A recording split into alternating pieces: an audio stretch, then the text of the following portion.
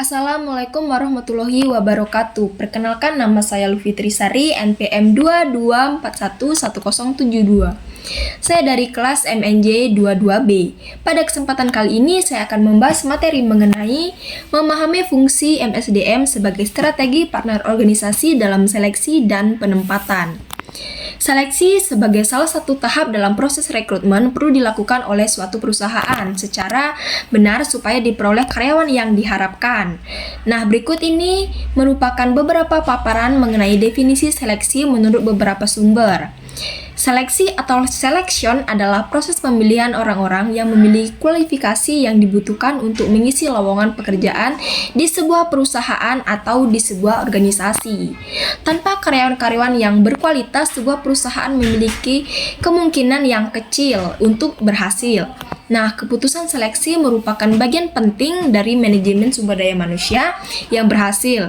Kemajuan kinerja organisasional bagi seseorang memiliki kerja kemungkinan berasal dari perusahaan dalam program alternatif, pelatihan yang lebih baik, atau rancangan pekerjaan yang lebih baik.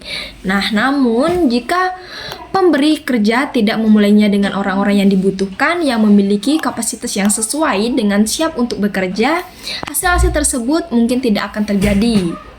Nah, kriteria penyeleksian atau selection kriteria adalah karakteristik yang harus dimiliki seseorang untuk melakukan sebuah pekerjaan dengan sukses.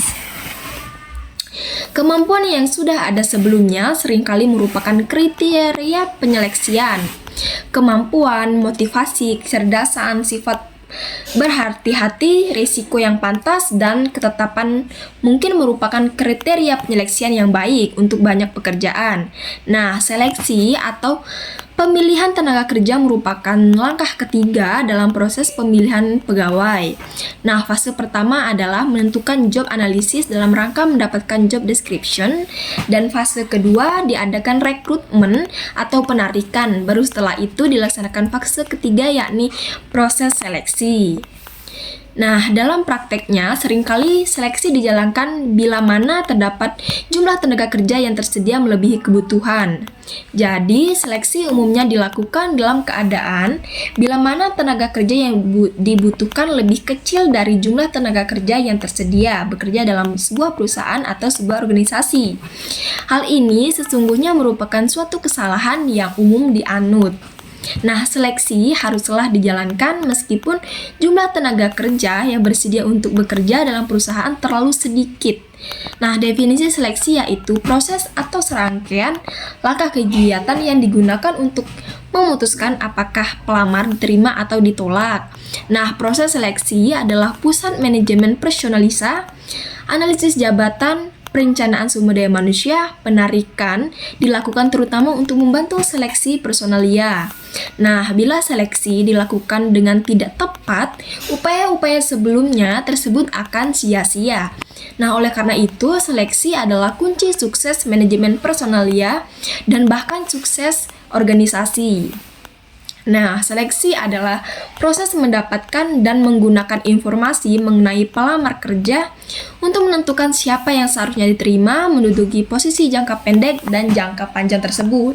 Nah, mengacu pada kebenaran definisi seleksi yang telah dikemukakan, peneliti mengambil salah satu definisi yang dianggap paling dekat dengan masalah penelitian.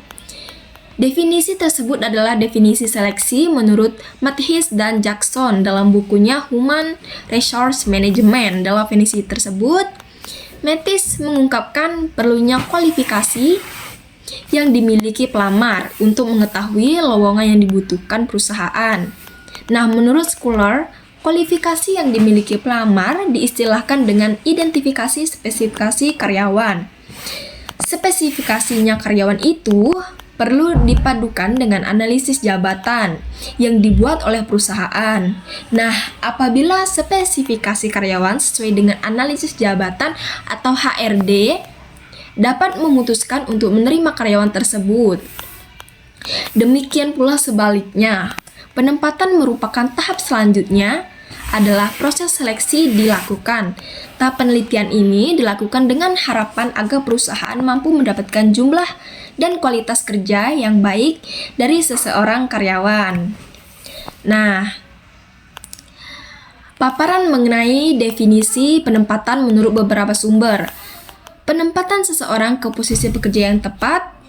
Yang terpenting, menempatkan sumber daya manusia harus memiliki sebagai proses pencocokan. Nah, jika seseorang karyawan cocok dengan pekerjaan akan mempengaruhi jumlah dan kualitas kerja karyawan.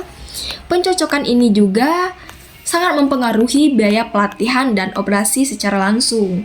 Individu-individu yang tidak mampu menghasilkan kuantitas dan kualitas kerja yang diharapkan dapat menimbulkan kerugian uang dan waktu dalam jumlah yang sangat besar bagi suatu perusahaan atau suatu organisasi.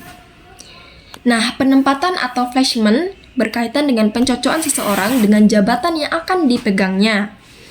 Nah, berdasarkan pada kebutuhan jabatan dan pengetahuan, keterampilan, kemampuan, preferensi, dan kepribadian karyawan tersebut.